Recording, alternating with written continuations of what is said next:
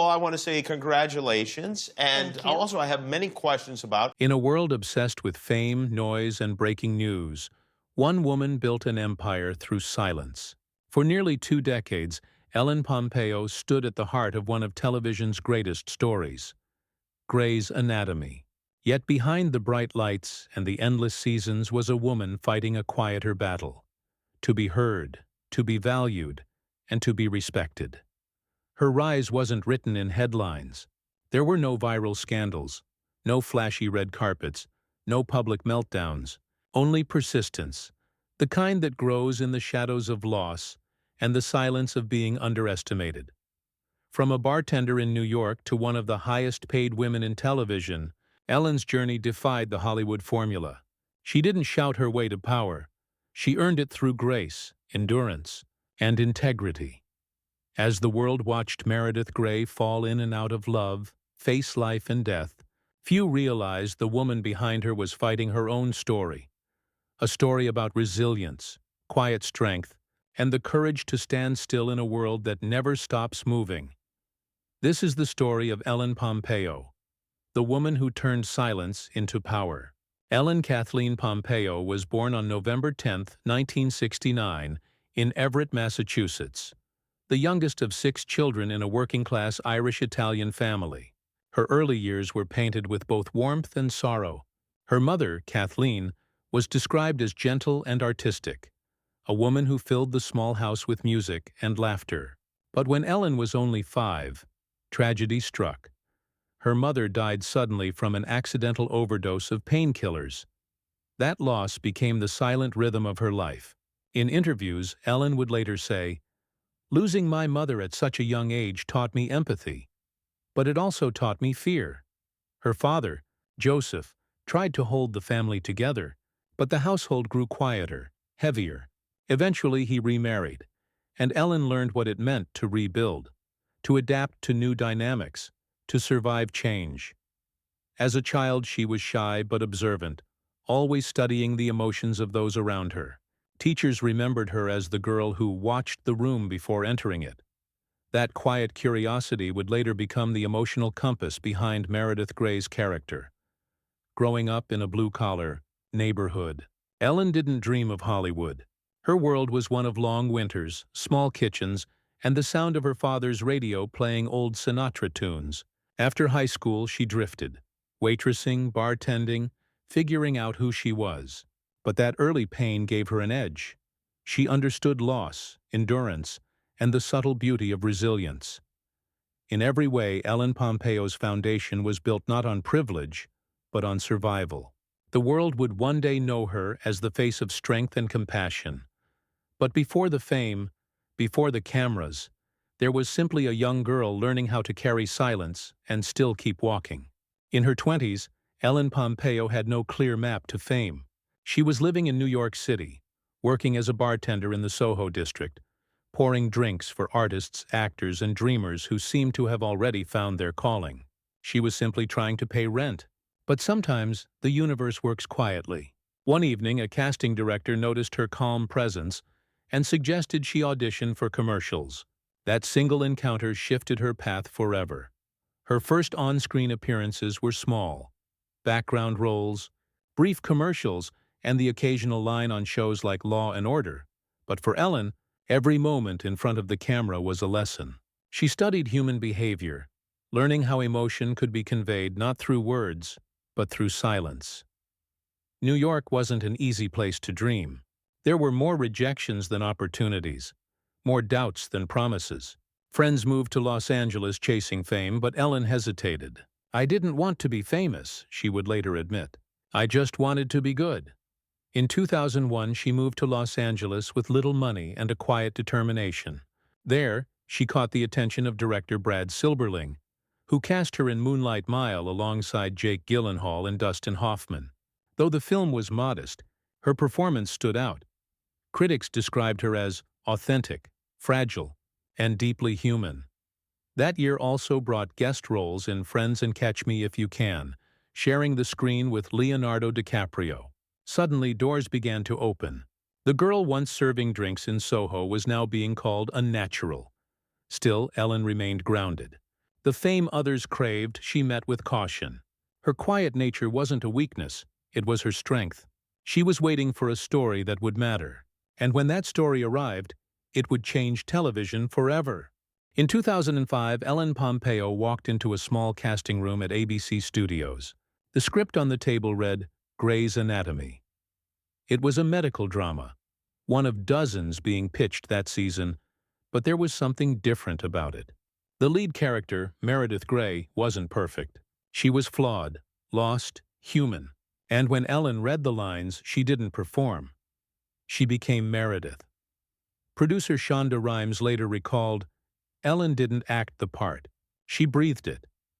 That moment would define them both. When Grey's Anatomy premiered, no one expected it to become one of the most successful series in television history. But audiences connected instantly. They saw themselves in Meredith, the pain, the ambition, the chaos of love and loss. And at the center of it all stood Ellen, understated yet magnetic. Her voiceovers opened each episode like poetry, guiding viewers through heartbreak and healing. The world fell in love, not just with the show, but with her quiet strength. Overnight, Ellen went from an unknown actress to a global star. She graced magazine covers, attended award shows, and became the emotional heartbeat of a cultural phenomenon. Yet with fame came pressure. Week after week, she carried one of the most demanding roles on television. Long hours, endless storylines, emotional exhaustion. Still, she never lost sight of why she was there. Meredith Grey taught me how to survive, she once said. Her portrayal won her critical acclaim and the devotion of millions. But beneath the spotlight, Ellen remained wary of Hollywood's game. While others chased fame, she chased authenticity. She turned down film offers, refusing to play shallow versions of herself. As Grey's Anatomy reached its golden years, Ellen Pompeo had become more than an actress. She was a symbol, proof that quiet determination could outlast every trend, every scandal, every storm of celebrity culture. The bartender from Soho had become the soul of a generation's favorite story, and she was just getting started. At the height of Grey's Anatomy's success, Ellen Pompeo found herself trapped inside the very machine she helped build. The show was a global hit. Awards, ratings, fan devotion, but behind the camera, cracks were forming. Long hours blurred into years. Relationships on set became strained, and Hollywood's unspoken inequalities began to show their teeth. For years, Ellen earned less than her male co-stars. Despite being the face of the series, she stayed quiet, focused, grateful. But silence can only last so long. When the network offered yet another contract that undervalued her, Ellen made a choice. She would no longer apologize for her worth. In an industry where women were often told to be happy just to be here, her calm defiance was revolutionary. She didn't storm out. She didn't threaten. She negotiated, firmly, privately, intelligently. Still, the tabloids craved conflict. They whispered of feuds with Patrick Dempsey, rumored rivalries, diva behavior. But those who knew her understood the truth. Ellen wasn't fighting against people. She was fighting against a system. By 2018, she broke her silence. In a rare, candid interview with The Hollywood Reporter, Ellen revealed the years of quiet struggle and emotional fatigue. "I knew my worth," she said, "and I wasn't going to leave until I got it." Her statement shook Hollywood. It wasn't a scandal. It was a wake-up call. She had endured 14 seasons of pressure, heartbreak, and public scrutiny. Yet she never lost grace. This was her storm, not of rage, but of clarity.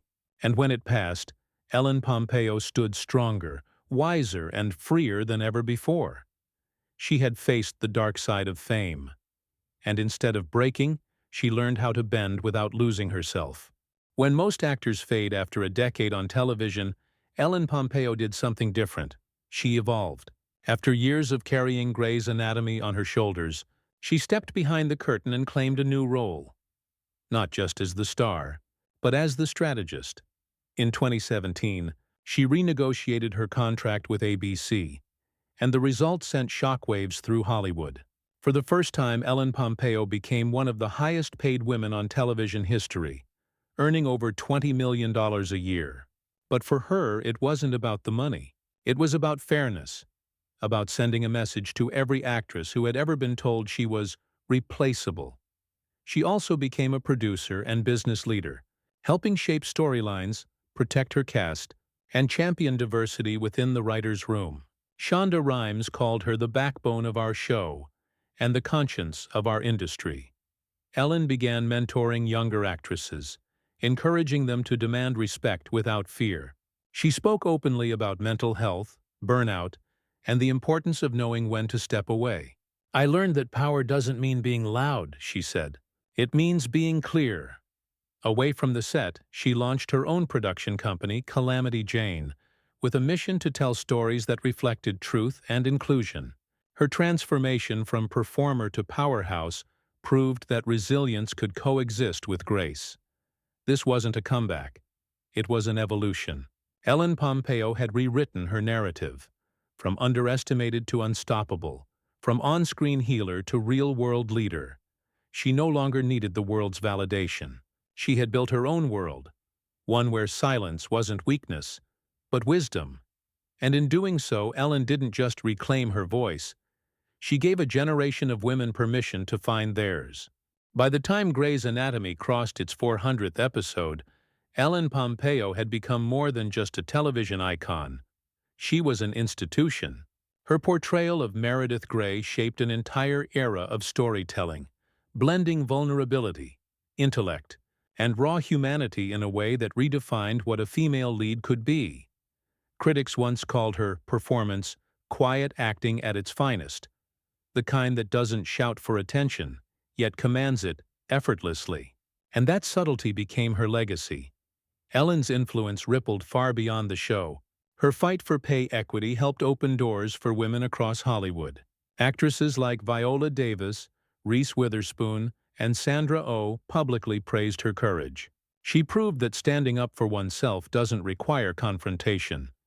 It requires conviction.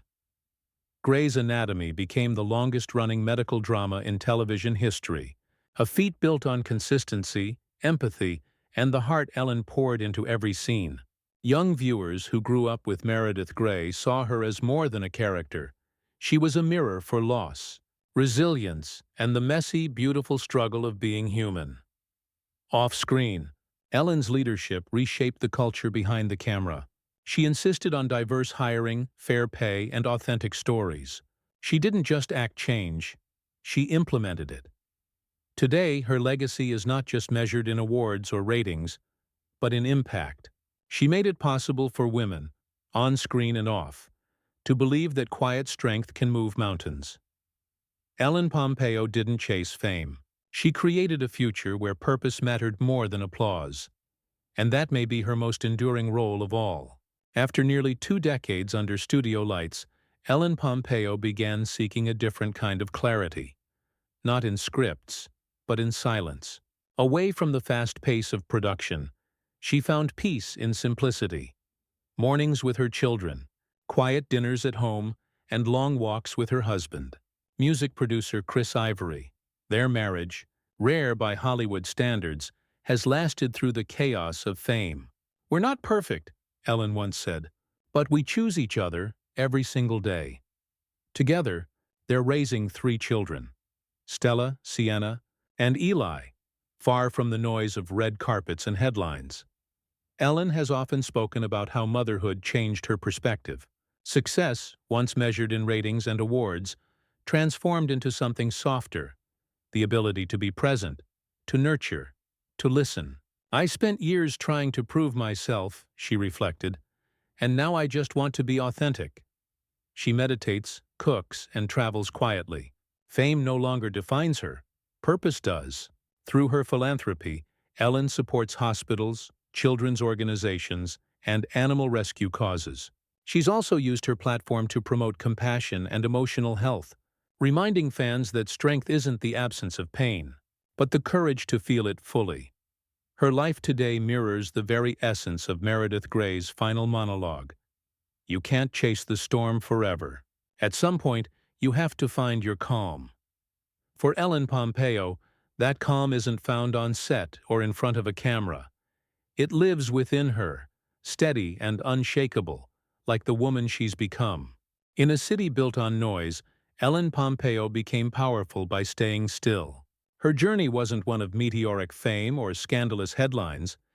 It was one of quiet endurance, grounded purpose, and unwavering authenticity. She showed the world that success doesn't always come from being the loudest voice in the room. Sometimes it comes from listening, learning, and refusing to compromise who you are. From the loss of her mother to the demands of Hollywood, from heartbreak to triumph, Ellen turned every wound into wisdom. Her legacy isn't just Grey's Anatomy. It's the message behind it, that strength can be soft, and that compassion can be power. As the final chapter of her story continues to unfold, one truth remains. She didn't just play Meredith Grey. She lived her own anatomy of resilience, piece by piece, moment by moment, until silence itself became her greatest voice. This is the story of Ellen Pompeo, proof that you don't need to shout to be heard, and that grace, when protected fiercely, can change the world.